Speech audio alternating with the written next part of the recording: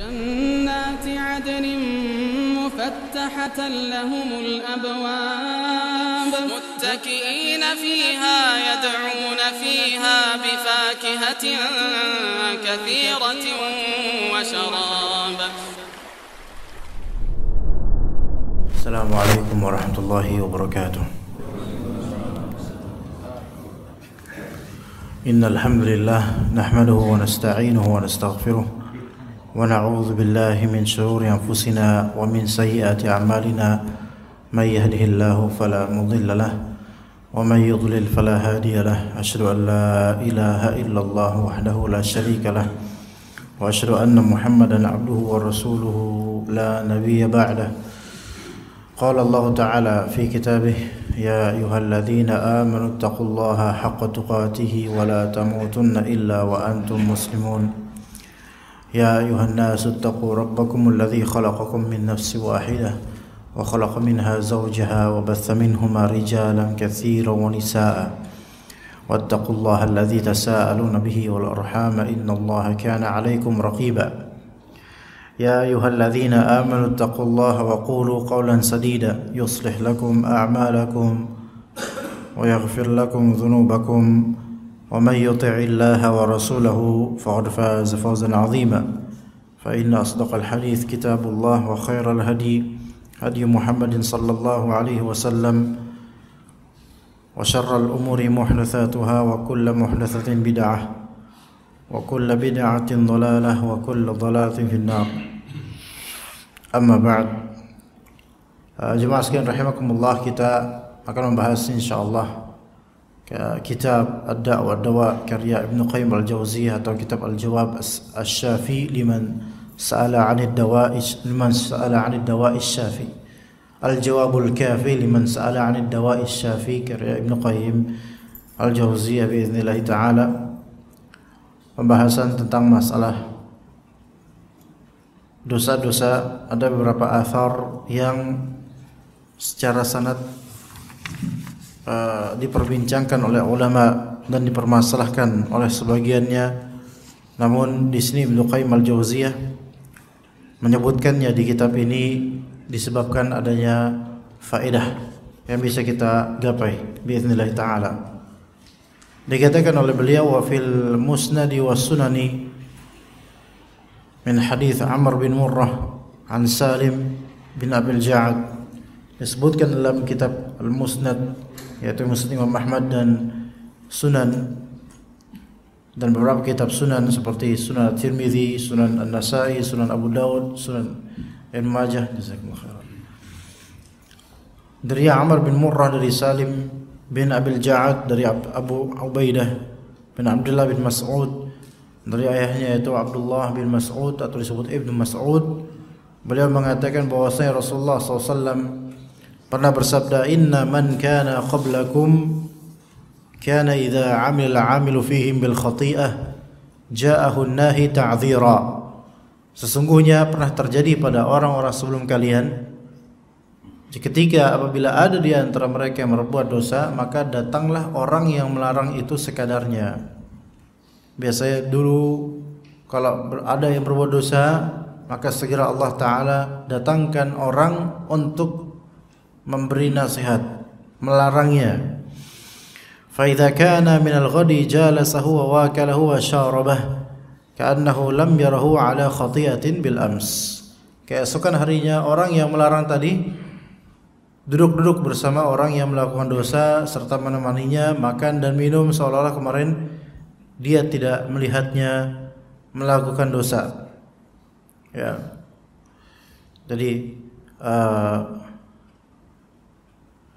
Jadi orang yang berbuat dosa itu ya udah normal besoknya. Ya.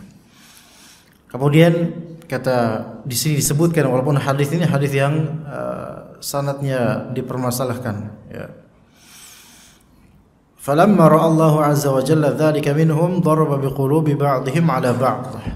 Ketika melihat hal itu terjadi pada sebagian mereka, Allah Ta'ala pun membenturkan hati sebagiannya atas sebagian yang lain.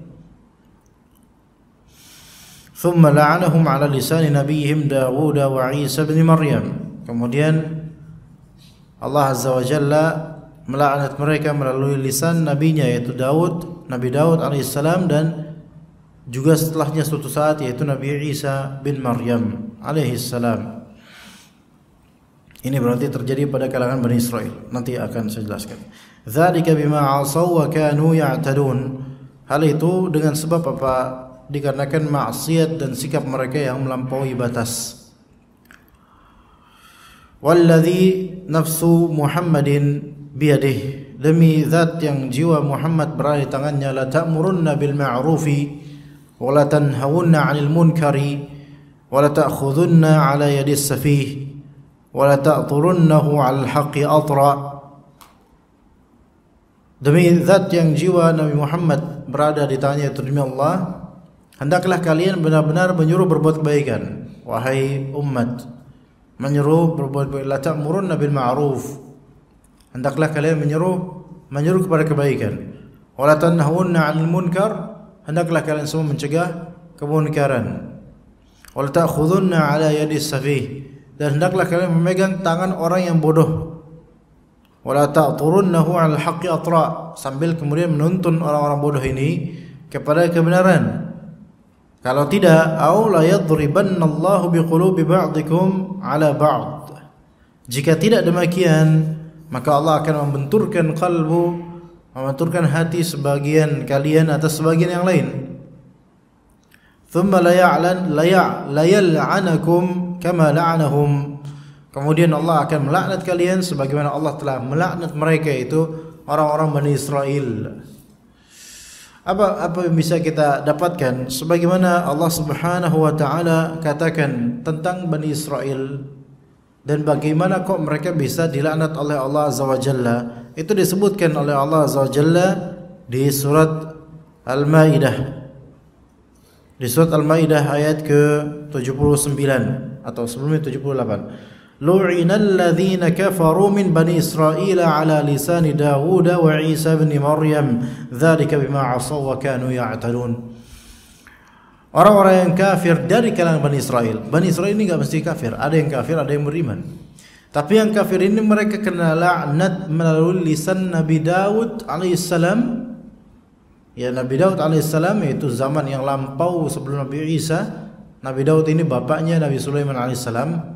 Maka Allah melaknat yang kafir dari Bani Israel disampaikan melalui lisan Nabi Daud alaihissalam, dan sampai fase terakhir Bani Israel yaitu di zaman Nabi Isa alaihissalam juga Bani Israel yang kafirnya itu terkena laknat oleh Allah, dilaknat oleh Allah Azza wa Jalla. Apa sebabnya? Dzalika bima 'asaw wa kanu ya'tadun. Pertama, dengan sebab pertama, bima 'asaw, karena mereka bermaksiat.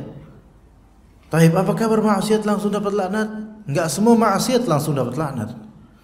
Ya, enggak semua maksiat dapat laknat. Tapi ada tambahan yang kedua, kanu ya'tadun, melampaui batas. Bukan kemaksiatan yang mungkin wajar manusia itu punya dosa atau kesalahan, tetapi sampai level kedua kemaksiatannya itu melampaui batas. Mulai ini menuju ke apa? Menuju ke laknat. Ditambahkan di ayat berikutnya, kanu la yatanahawna 'an munkarin fa'aluh. Mereka tidak saling melarang terhadap kemungkaran yang mereka lakukan sesama mereka. Mereka lakukan biasa, mereka enggak saling melarang. Tidak ada nahi munkar antara mereka.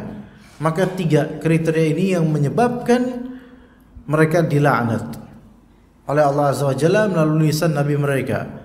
Labisa ma kanu yaf'alun, betapa buruknya yang mereka lakukan. Jadi tiga kriteria itu. Kalau misalnya masyarakat sudah sampai level, baru level bermaksiat, itu umum, manusia itu ada kesalahannya, itu pasti.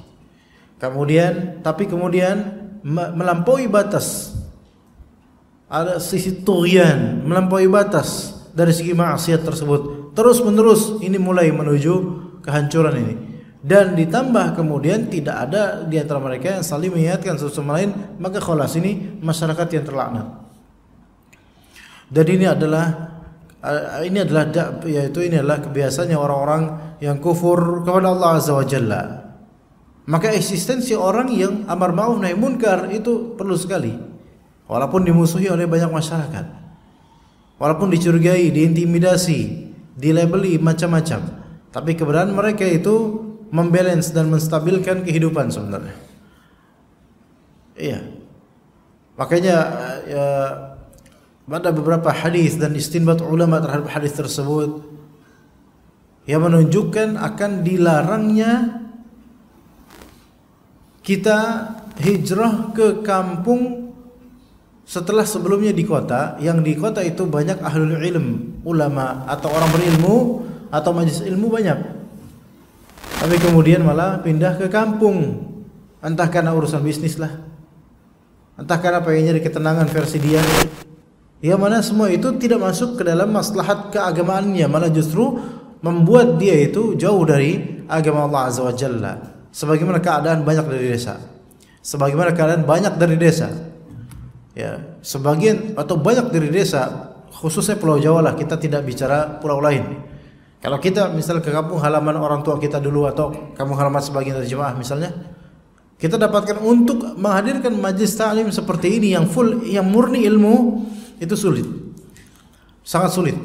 Itu yang orang tuanya sekarang. Kecuali kalau misalnya mungkin ada nasi berkat, ada iming-iming baru bisa, dan itu pun belum lagi muqaddimah, tahlilan dan semisalnya yang itu menyita waktu yang cukup banyak sehingga materi kajiannya dan ilmunya tersampaikan hanya sedikit. Ya, itu yang orang tua yang agak susah ngumpulin kecuali ada iming-iming. Lah sekarang yang muda tidak ada generatornya, tidak ada motornya. Maka kalau misal hijrah ke tempat itu dengan alasan cuma pengen cari ketenangan, maka ini menjauh dari agama sebenarnya. Sementara kalau misal dikuasai, memang ramai, memang macet, memang burden of life-nya cukup berat ya. Beban hidupnya, cost of living-nya juga lumayan tinggi. Tetapi apalah arti itu semua jika memang kita dapatkan agama di sini? Afdal ya.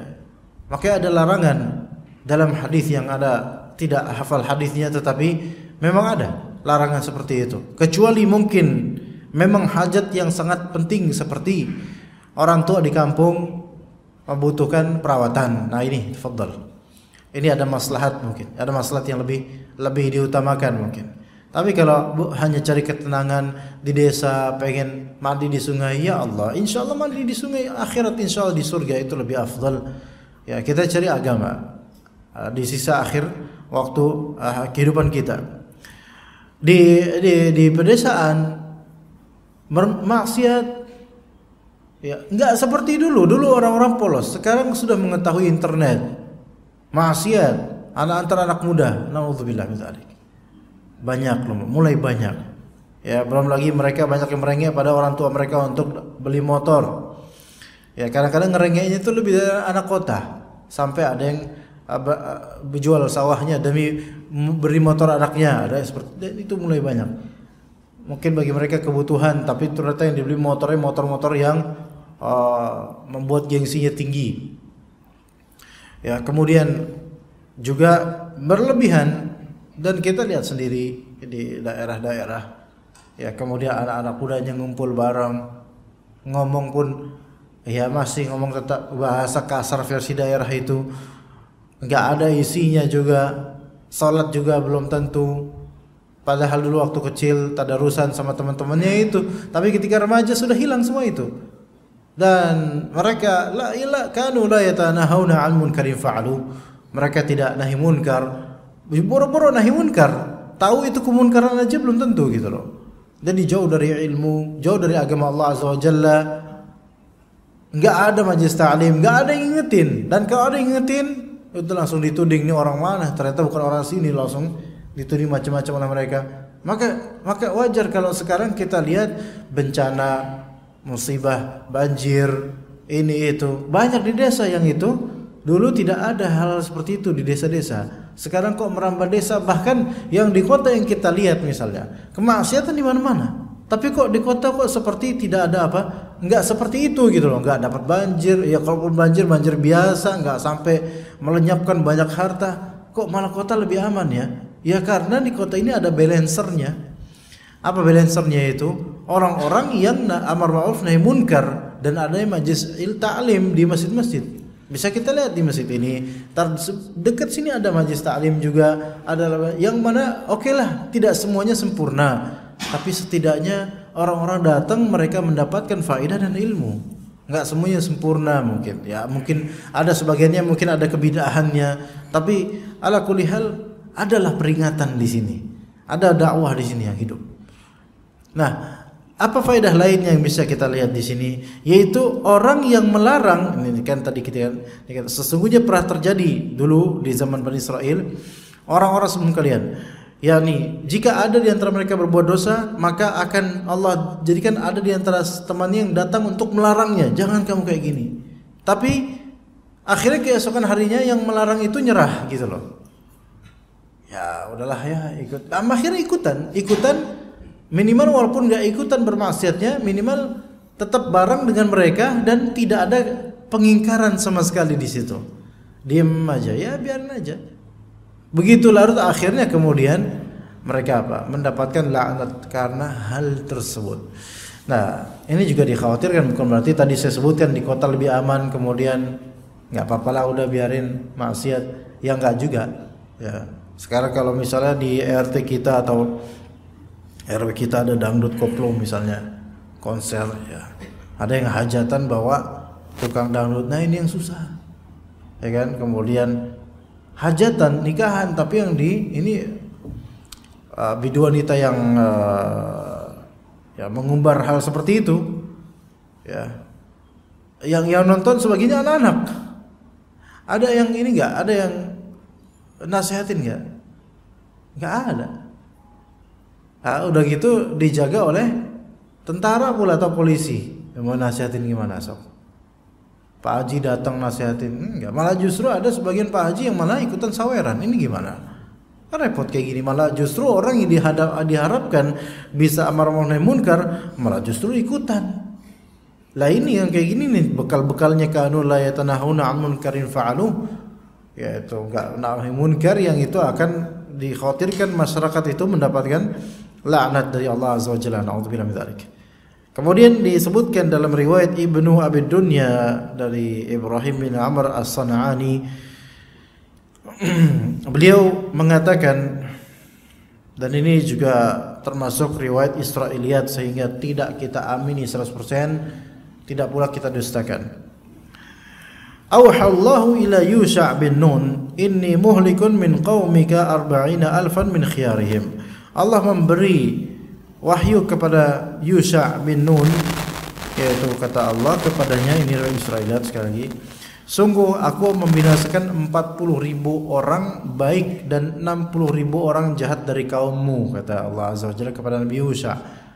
Aku akan membinasakan 40,000 orang baik dan 60,000 orang jahat dari kaummu. Total berarti 100,000. Tapi 40%-nya itu orang baik yang akan Allah Ta'ala binasakan. Yusha' berkata kemudian, ya Rabb, haula'il asrar fama balul akhyar. Ya wahai Rabb, ya Tuhan, wahai Allah, orang-orang jahat itu memang pantas mendapatkannya. Haula'il asrar, pantas mereka dibinasakan oleh Engkau ya Allah. Fama balul akhyar, lalu namun bagaimana dengan orang-orang baik? Kenapa juga keikut diazab, keikut dihancurkan, dibinasakan? Maka kata Allah Azza wa Jalla, lam yaghdabu li ghadabi wa kanu yu'akilunahum wa yusharibunahum. Orang-orang yang baik itu, orang-orang yang soleh itu tidak marah seperti kemarahanku kepada orang-orang jahat tadi. Bahkan mereka makan dan minum bersama orang-orang tersebut. Ya. Yu'akilunahum wa yusharibunahum di sini. Pertama, lam yaghdabu li ghadabi. Pertama ini orang-orang baik ini tidak ada kecemburuan beragamanya gitu loh. Tidak ada kemarahannya ketika melihat kemungkaran, dibiarin begitu aja. Enggak ada kecemburuannya. Perasaannya tuh kayak kok agama dipermainkan, enggak ada. Minimal itulah ya, itu dah ada. Minimal itu. Ya. Enggak ada gairahnya ke Islam. Ya baik-baik, beribadah beramal. Tapi ketika Islam dilecehkan, enggak bergerak, enggak tergerak hatinya. Ya, nahi munkar ada cara masing-masing ya jemaah sekalian. Kalau misalnya memang yang berbuat kemungkaran atau menyebar kemungkaran adalah penguasa muslim, maka ini treatmentnya ya beda. Jangan disamakan dengan orang yang berbuat kemungkaran dari kalangan masyarakat umum ya. Karena untuk para imam, para penguasa itu treatmentnya itu dalam Islam tidak bisa disamakan dalam urusan nasihat. Tetap harus ada yang menasihati, tetapi dengan cara yang proporsional. Taib. Tidak ada rasa marah gitu. Biasa aja gitu ngeliat orang, biasa aja gitu. Ya. Mereka tidak lam yaghdabu li ghadabi. Mereka tidak marah seperti marahku. Tidak ada kemarahan sama sekali terhadap kemungkaran itu. Wa kanu yu'akilunahum wa yusharibunahum. Mereka melakukan mu'akalah dan musyarabah. Mu'akalah itu makan bareng, musyarabah itu makan bareng. Ini kinayah yang menunjukkan ini orang-orang baik ini tetap berserikat, bergaul dekat dengan orang-orang yang melakukan kemunkaran. Bergaul boleh, dalam artian kita tuh saling nyapa, ya, tafadhal. Tapi kalau bareng-bareng, ngopi bareng bahasa kita sekarang, ya duduk bareng gitu, ngeriung bareng dengan orang-orang yang berbuat munkar di dalam perbuatan kemunkarannya, maka orang-orang seperti ini juga akan kena. Juga akan kena yang seperti ini jemaah sekalian. Iya, akan kena. Enggak ada tanbih, enggak ada nahi munkar, didiemin aja. Ya ini juga akan kena nanti. Tapi kenanya yaitu binasa di dunia. Adapun di akhirat derajatnya ya beda-beda ya.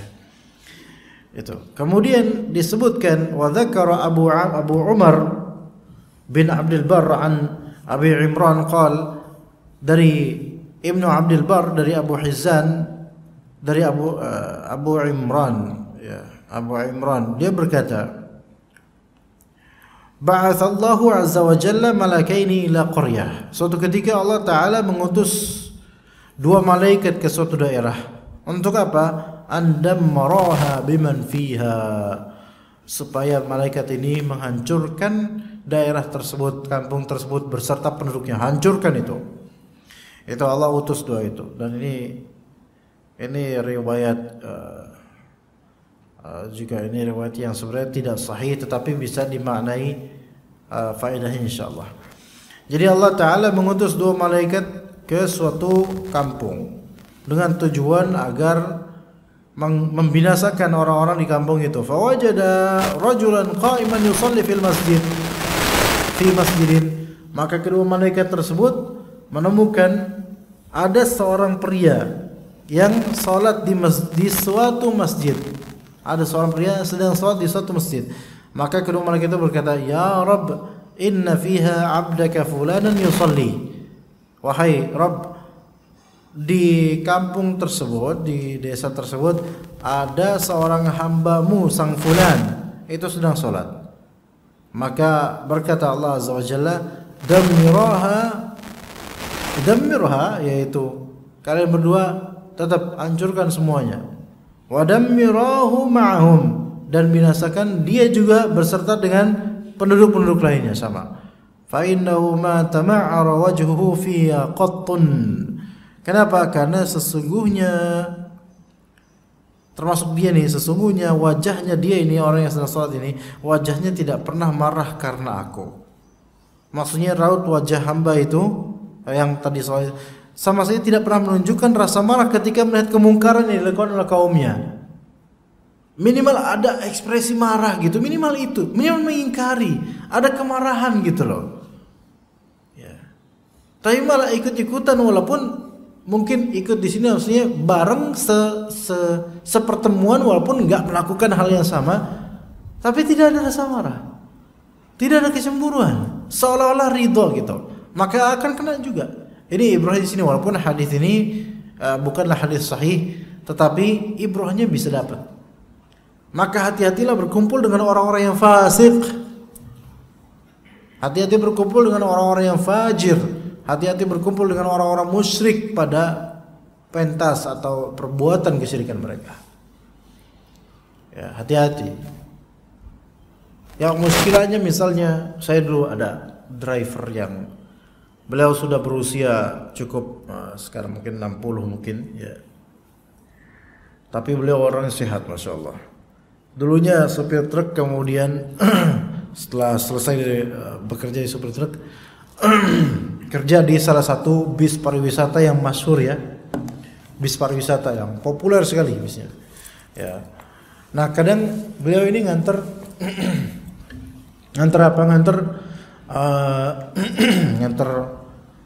jemaah wisata religius ya, jemaah wisata religius ya, diantar oleh beliau ya kan. Memang ada apa Pak? Oh iya saya kedinginan juga emang, Masya Allah. Ini yang bikin saya ngantuk seperti tadi ini nih, mata saya juga berat-berat gitu ya. Selain juga karena saya melihat beberapa jemaah ngantuk, jadi saya juga ikut ngantuk. Udah gitu tambah asik, Masya Allah.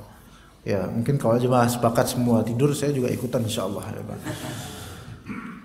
Nah, jadi beliau sendiri mengantar itu jemaah-jemaah itu, diantar oleh beliau. Dan beliau orang yang mengingkari sebenarnya beliau ya, ini pengalaman pribadi beliau yang ceritakan. Ada beberapa kali kita dia nganterin wisata religius ke kuburan-kuburan tertentu ya. Itu sampai satu bis isinya ummahat semua itu. Bapaknya, lakinya cuma dia dong. Bener Ustaz kata dia, bandel-bandel itu ummahat itu. Saya udah tua kayak gini digoda oleh mereka, padahal mereka udah ada suami di rumah mereka masing-masing. Tapi itu ngeri banget itu Ustaz, itu serem itu. Pak, gimana Pak? Satu bis ya. Udah pusing satu bis isinya perempuan semua, 60 pieces perempuannya itu ya, dan 2 perempuan aja kalau ngumpul Pak udah cerita, wah udah habis Pak ya. Ini 60 orang semua cerita satu perjalanan, ngobrol semua, itu gimana rengatnya Pak pala itu. Udah gitu digoda-goda, ini bapak tua ini digoda-goda loh sama ibu-ibu yang majlis taklim itu loh ya. Kemudian ke kuburan keramat tertentu, dan kadang-kadang di tempat ziarah itu kadang-kadang beliau pengen tahu gitu, ngapain sih orang-orang sini. Ternyata iya memang minta sama mayit, betul terjadi ya. Nah, kalau keadaan seperti ini dilematis nih, kadang driver dilematis ya. Dia mau ngingkarin nggak mungkin gitu kan, ini kerjaan saya ini, saya cuma disuruh sama bos. Tapi kalau nggak diingkari ya gimana, selalu terjadi. Nah seperti itu ya. Makanya solusinya gimana ya? Akhirnya dia resign. Padahal itu ketika itu belum kenal pengajian loh Pak.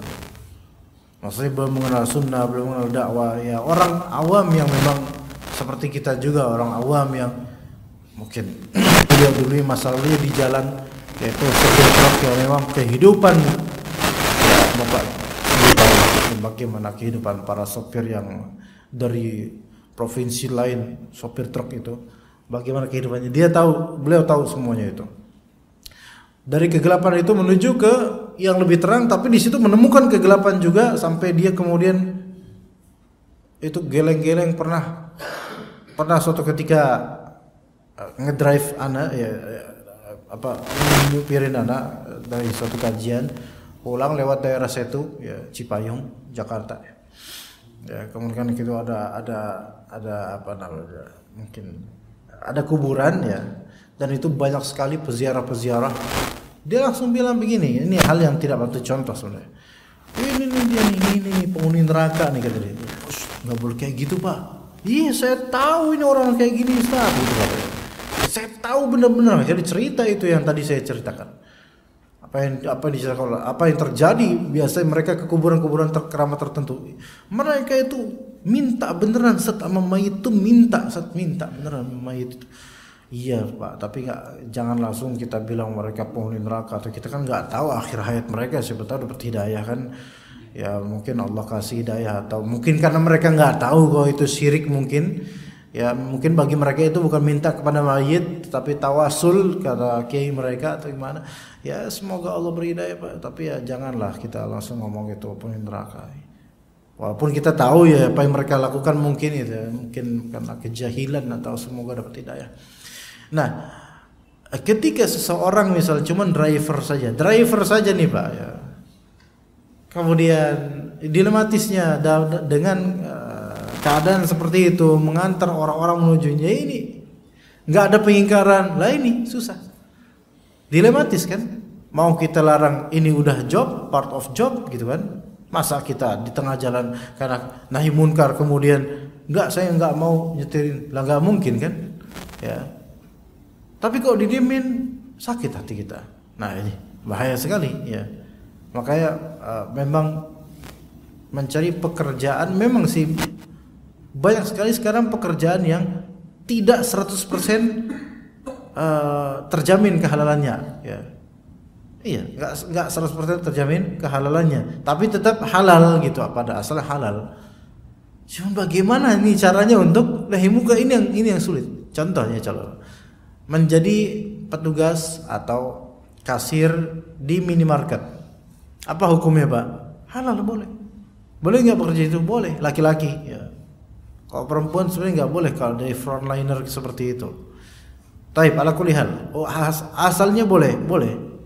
Tapi kan di situ dijual, misal di depan ya, biasa kan bagian depan ya, berapa banyak macam sigaret, rokok.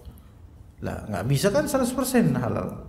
Maksudnya ada aja item-item yang sebenarnya diharamkan dalam Islam tetap dijual, dan dia kasirin mau nggak mau apa orang beli ya dia kasih itu kan, gimana tuh kan, susah. Ya, yang seperti ini tetap kita katakan nggak bisa kita katakan oh ini haram, nggak bisa, karena secara global barangnya halal semuanya, kecuali yang beberapa kecil yang haram, berapa persen yang haram. Maka ya seperti itu. Nah, ada nisbat dan rasio yang memang haram. Ya. Lalu bagaimana nih kalau misalnya kerja di situ kemudian orang beli benda yang haram, ya seenggaknya nasihatin, atau seenggaknya raut muka tuh seperti nggak ridho ya. Tapi orang kalau memang fitrahnya betul pengen yang halal 100%, pasti nggak betah di tempat seperti itu kerjanya, pasti pergi ke yang insyaallah yang halal 100%. Taib, kita lanjutkan. Al-Humaidi mengabarkan dari Sufyan bin Uyainah, beliau berkata haddatsani Sufyan bin Sa'id bin Mis'ar, yaitu Sufyan Ats-Tsauri pernah memberitahu kepada Sufyan bin Uyainah. Sufyan bin Sa'id yaitu Sufyan Ats-Tsauri berkata dari Mis'ar. Mis'ar ini pernah berkata, anna malakan umira an yakhsifa biqaryatin, bahwa ada malaikat yang diperintahkan untuk membenamkan suatu daerah. Dan itu hak, itu memang ada dalil-dalilnya menunjukkan malaikat itu ada yang memang diperintahkan untuk membalikkan bumi, membalikkan bagian bumi, dan itu kekuatannya itu seperti itu. Lihat. Ya, jadi manusia itu enggak seberapa ya. Malaikat ada yang bisa melakukan hal seperti itu. Kalau Allah Ta'ala perintahkan langsung dilakukan dan mudah. Kemudian an yakhsifa biqaryatin, ada malaikat yang diperintahkan untuk membenamkan suatu kampung. Jadi yakhsif itu khusuf itu membalikan ini loh. Yang tanah terus dibalikin gitu kayak kaum Lut itu. Ya. Kayak kisahnya azabnya untuk kaum Lut, dan juga di daerah Dieng itu apa namanya di daerah Dieng, lupa lagi apa namanya, Legetan apa namanya, Legetan apa gitu loh. Jadi ada daerah yang dulunya itu makmur, sukses, tapi penduduknya semuanya itu emang mereka berbuat syirik dan kufur kepada Allah, dan mereka minum khamar, pesta khamar dan seterusnya. Saya tim dan teman-teman itu pernah melewati itu, tapi bukan ke bukitnya, bukan ke desa, bukan ke tanahnya, tapi di bukit lain tuh ngelihat persis itu desa yang ada tugunya juga. Desa yang dulu telah terjadi khasf, yaitu balikan di malam hari itu. Jadi kata beberapa penduduk desa itu yang mereka juga menjadi tour guide kita itu ketika itu. Ya, maksudnya orang desa lah, ikhwan kita. Itu memang sepertinya ada dari gunung lain, dari bukit lain itu yang memang tanahnya itu apa namanya? kesaruk apa ini kayak gini ngapain deh? Ada tanah diginiin tanahnya terus ini. Ke apa tuh namanya? Bukan kecomot ya. Ya pokoknya kayak gini terus dibalik ditimbun gitu, orang-orang ini lagi pada pesta itu. Ya, orang ketika itu memang lagi hujan, lagi apa atau lagi enak-enaknya mereka tuh lagi. Tapi desas-desusnya adalah bahwasanya di sana banyak terjadi homoseksual gitu. Padahal enggak. Kalau menurut orang desa sekitar enggak bukan homoseksual. Dikait-kaitkan dengan homoseksual karena seolah-olah azabnya itu sama seperti azabnya kaumnya Nabi Lut alaihissalam. Tapi enggak. Bukan karena homoseksual, karena kesombongan mereka kepada Allah Azza wa Jalla, karena syiriknya mereka, kufur nikmatnya mereka. Nah, hal ini bisa perintah Allah Azza wa Jalla, malaikat yang mengoperasikan gitu, terserah Allah gitu. Maka kemudian malaikat itu sempat berkata, di sini katakan, "Ya Rabb, inna fiha fulanan al-'abid." Di kampung itu ada si fulan sang ahli ibadah. Fa auhallahu ilaihi, maka Allah wahyukan kepada malaikat tersebut, an bihi fabda fa innahu lam yatama'ar wajhuhu fi sa'atin lam yatama'ar wajhuhu fiyya sa'atan qatt. Maka ya Allah, sesungguhnya di daerah itu terdapat fulan yang beliau ini seorang ahli ibadah, gimana nih? Maka Allah pun mewahyukan kepadanya, mulailah dengan membenamkan fulan tadi. Malah justru fulannya ini yang ahli ibadah ini yang paling pertama yang kena. Sesungguhnya raut wajahnya tidak pernah marah karena aku. Itu sebabnya. Memang ini riwayat dari tabi'in, bukan hadis Nabi SAW. Tapi kita ambil ibrahnya dan ini hak. Ya. Di dalam Musnad Imam Ahmad rahimahullah disebutkan juga dalam riwayat Abu Bakar bahwa saya bisa saja azab itu umum untuk semuanya ketika memang tidak ada yang nahi munkar. Ya. Jadi karena raut wajahnya tidak pernah marah karena aku. Jadi ada konser, ada apa, udah biasa aja kayak nggak ada apa-apa. Nggak ada kecemburuan agama di hatinya. Ya. Ibnu Abi Dunya menyebutkan dari Wahab bin Munabbih, beliau berkata, "Lamma asaba Dawudul khati'ah." Ketika Nabi Daud alaihissalam melakukan kesalahan, beliau berkata, "Ya Rabbi ighfirli, wahai Rabbku, ampunilah aku, ampunilah saya." Qal qad ghafartu lak, maka berkatalah kemudian, aku telah mengampunimu. Walzamtu 'araha bani Israil, aku menetapkan aib tersebut kepada Bani Israel. Maka kemudian berkata Nabi Daud alaihissalam, "Ya Rabb, kaifa wa antal hakamul 'adl la yadhlimu ahada? Ana a'malul khati'ah wa tulzimu 'araha ghairi." Wahai Rabbku, bagaimana kau bisa terjadi sedangkan engkau maha bijaksana lagi maha adil? Engkau tidak menzalimi seorang pun. Kan saya melakukan kesalahan ya Allah. Tapi mengapa engkau mengukuhkan aibnya kepada selainku, itu kepada orang-orang Bani Israel kan yang berbuat salah saya? Kenapa mereka yang kemudian dapat tumbalnya jadi korbannya? Maka Allah pun menjelaskan kepadanya, yaitu innaka lamma amiltal khati'ah lam yu'ajjilu 'alaika bil inkar. Karena sesungguhnya mereka tidak segera mengingkari perbuatanmu ketika kamu berbuat kesalahan. Itu sebabnya mereka itu mereka Allah cap. Jadi orang yang berbuat kesalahan itu kemudian taubat misalnya, tapi orang-orang sekitar itu dapat laknatnya dari Allah Azza wa Jalla. Dengan apa? Dengan sebab apa? Dengan sebab orang-orang tersebut apa? Orang-orang tersebut itu ketika melihat Nabi Daud, ketika melihat orang yang berbuat kemungkaran, mereka nggak ada yang bersegera untuk mengingatkan gitu. Maka mereka dicela dengan itu. Walaupun Nabi Daud kemudian taubat kepada Allah Ta'ala, tapi orang-orang ini juga melakukan dosa. Jadi ada perbuatan dosa secara zat, dan ada perbuatan dosa lainnya berupa apa? Melihat perbuatan dosa itu ada, tapi tidak diapa-apain, dibiarin begitu aja. Itu juga dosa tersendiri. Dan biasanya malah justru dosa yang ini lebih kolektif dibandingkan dosa yang pertama. Dosa yang pertama paling 1 orang, 2 orang yang melakukan dosa. Sisanya ya ngeliatin doang. Biarin gitu. Lah ini dosa kolektif nih. Kemajmuan ini nggak ada satupun yang mengingatkan, maka mereka semua mendapatkan azab dan kemarahan dari Allah Azza wa Jalla. Ya. Sebagaimana ada misal di lapangan ada di suatu daerah di Jakarta, lapangan kalau malam itu gelap itu lapangan. Ya, jadi ada bagian yang dekat dengan jalan gang gitu. Tapi ada juga di bagian pojok yang mana di sana itu gelap. Tapi kalau misalnya dari jalan seberang itu merhatiin gitu gelap itu bisa kelihatan ada orang di situ, misal bisa kelihatan.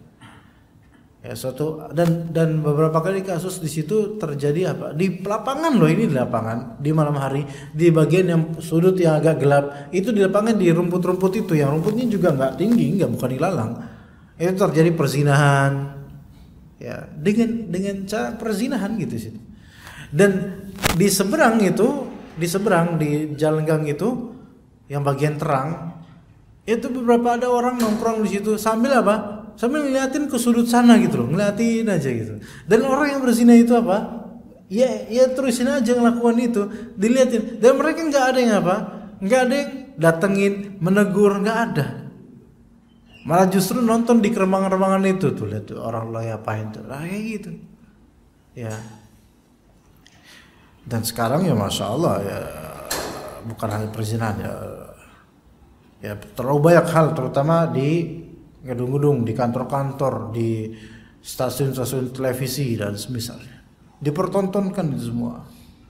Pasangan suami istri, dia artis, ya istrinya dipegang-pegang oleh artis lain, ya sengaja menguji kecemburuan suaminya, dan suami tetap bertahan senyum-senyum aja, walaupun hatinya itu sebel, gitu loh. Tapi ini dipertontonkan ini, membiarkan kemungkinan itu terjadi, istri dia apa-apain, nggak mengekspresikan kecemburuan dan marah, nggak ada sama sekali. Itu terjadi, ya, dayus seperti ini. Ya maka masya Allah zaman sudah seperti ini. Minimal kita itu dalam bergaul ya jemaah sekalian, minimal jangan berkecimpung di tengah-tengah orang-orang yang seperti ini. Karena kalau misalnya terkena azab, ya kita juga dapat azabnya. Sebagaimana tadi riwayat-riwayat yang disebutkan.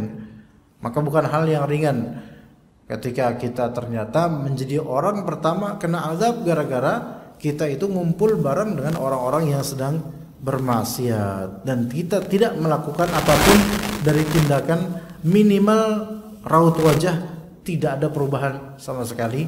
Maka inilah yang disebutkan dalam beberapa riwayat. Memang riwayat-riwayat yang tadi kita sebutkan itu bukanlah riwayat-riwayat yang bisa dikatakan sanadnya itu sahih, ya. Tapi Ibnu Qayyim al-Jauziyah menyebutkan beberapa rentetan riwayat ini untuk mengambil faedah darinya. Sebagaimana dalam hadis yang sahih dan ayat yang tadi kita sebutkan, la'ina alladziina kafaru min bani Israila 'ala lisani Daud wa Isa bin Maryam dzalika bima 'asaw wa kanu ya'tadun kanu la yatanahawna 'an munkarin fa'aluhu la bi'sa ma kanu yaf'alun. Ya, mungkin untuk materi kita cukup sampai situ insyaallah. Wassallallahu ala nabiyyina Muhammad wa ala alihi wa sahbihi ajmain. Apakah sudah suruk, Pak? Sudah masuk suruk ya? Udah ya? Sudah, kita cukup sampai sini insyaallah. Subhanakallahumma bihamdika asyhadu an la ilaha illa anta astaghfiruka wa atubu ilaik. Wassalamualaikum warahmatullahi wabarakatuh.